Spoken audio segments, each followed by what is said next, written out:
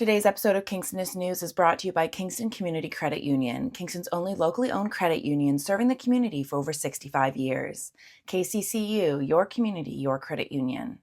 I'm Sarah Burtch with Kingstonist News, and here are your top headlines today, February 21st, 2025.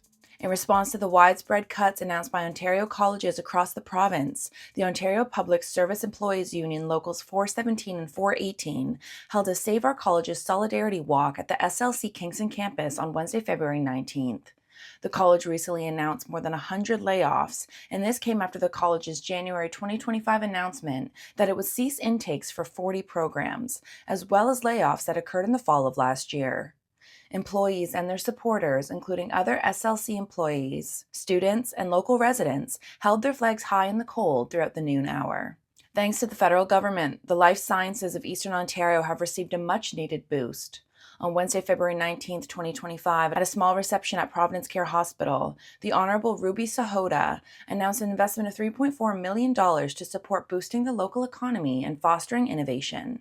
The organization will offer the Kingston Life Sciences and Helix funding initiatives and establish a new wet lab space at the Providence Care Hospital. 2 inmates at Beaver Creek Institution in Gravenhurst are wanted by authorities after they were unaccounted for during an evening count in the minimum security unit of the multi-level security federal institution. Inmates Jay Sador and Michael Carras were not present for the 6:30 p.m. count on Wednesday, February 19th.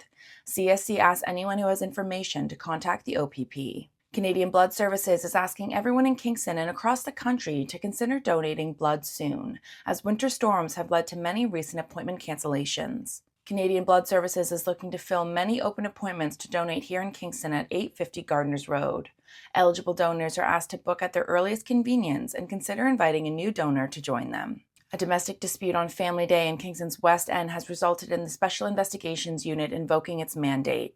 Frontenac paramedic vehicles were observed in the area around Wellborn Avenue Public School around noon that day and dispersed by around 2 p.m. For more on this story, visit Kingstonist.com. Join Kingston Frontenac Public Library for a Read-a-Thon at the Central Branch as part of Freedom to Read Week from February 23rd to March 1st, 2025.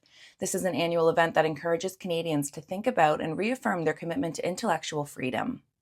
For more on these stories and other local news, visit Kingstonist.com and subscribe.